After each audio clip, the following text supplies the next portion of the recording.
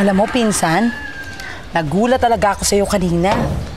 Akalain mo, sagutin mo ng gano'n ang biyanan mo. In fairness, naninibago ako. Pero natutuwa na rin ako kasi kahit papano, marunong ka na lumaban sa biyanan mo. Pangalawang buhay ko na to, ayoko na sayangin pa.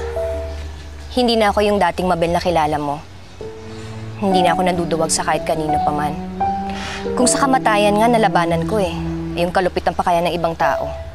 Kaya nga humahanga ako sa'yo. Halika na, tara na, nang mahanap na natin ang anak mo.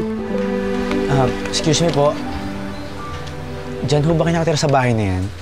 Oo. Si Mabel, taga dyan. Mabel? Kayo ho ba yung Mabel na kapatid ni Bernadette? Ako nga. Bakit kilala mo ang kapatid ko? Sino ka? Ako si Inoy. Kaibigan ko po si Bernadette. Naikwento niya po sa akin na kasama daw kayo doon sa aeroplano bumagsak. Paano po kayo nakaligtas? Ay, nako, mahabang istorya, Inoy. Tsaka, pasensya ka na ha. Nagmamadali kasi kami, hanapin pa namin yung anak niya eh. Ano ba talagang kailangan mo? Kung si Bernadette ang sadya mo, umalis din at naghahanap din kay Princess. Naikwento niya nga po sa akin yun. Wala nga daw si Princess. Pasensya na po Hindi kinikita ng anak niyo. Alam niyo, nawawala rin yung pamangkin ko eh. Naglayas po ng bahay si Charming. Charming? Yun ba pangalan ng pamangkin mo? Oo.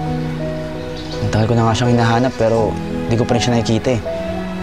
Kaya nga dumaan ako dito para makibalita kay Bernadette. Baka kasi nakita niya na si Princess eh. Hindi pa rin po pala. Kaya nga maghahanap din kami ngayon. Inoy, sana mahanap mo yung pamangkin mo.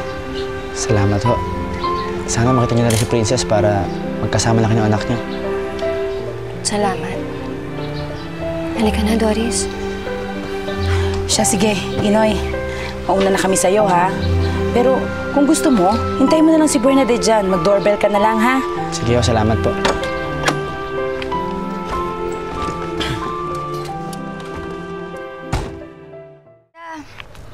Natawagan ko na po pala si Sister Melinda. Sabi po niya pabalik na daw po siya dito. Ma'am? Ma'am, may naghahanap po sa inyo, ma'am. Magandang hapon po. Ikaw na naman. Ang kailangan mo? Nagbabakasakali ho ako na andito yung ate Aleli ko. Andito ho ba siya? Wala. Wala na siya dito. Hindi na siya nagtatrabaho dito. Pinalayas ko na siya kanina. Kaya po pala siya umiiyak nung umalis siya kanina. Ngayon alam ko na pinalayas niya po pala siya. Andito pala si ate Aleli kanina. Alam niyo ba kung saan ko siya makikita? Sa impyerno. Doon mo siya hanapin. Alam mo kung saan yon? Teka nga muna. Kaano-ano mo ba si Aleli? Ano bang kailangan mo sa kanya? Meron ho kasi akong gustong malaman kay ate Aleli tungkol sa pamangkin ko. Alam kong siya lang nakakaalam ng bagay na yun eh. Siya lang ang nakakaalam?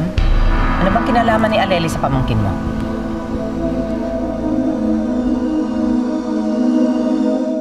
Hoy, sumagot ka. Tinatanong ka, di ba? Bastos ka. Masyado hong mahaba yung kwento eh. Nakakaya naman ho kung pati sa inyo sasabihin ko pa. Paano namin sasabihin sa'yo kung saan si Aleli kung hindi mo sasabihin sa amin kung anong kailangan mo sa kanya? Si ate Aleli ho kasi nakakaalam kung sino yung tunay na ina ng bata. Kaya gusto ko malaman kung sino yung tunay na ina ng bata.